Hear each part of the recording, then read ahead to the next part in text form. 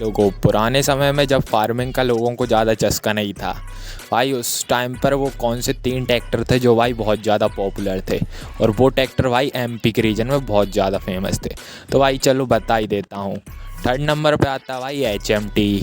भाई ये बहुत ज़्यादा पॉपुलर था। और सेकंड वाला तो भाई और ही ज़्यादा था। और सेकंड नंबर पे आता भाई जॉटर। भाई ये तो और ही ज़्यादा था। और यदि फर्स्ट देखना चाहते हैं और हनुमान जी के भक्त हैं तो वीडियो को लाइक करें, चैनल को सब्सक्राइब करें, कमेंट में जय श्री राम लिखना ना भूलें।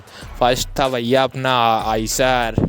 भाई इसके मुकाबले तो कोई है ही नहीं, बहुत पुराने समय से चल रहा है भाई आइसर।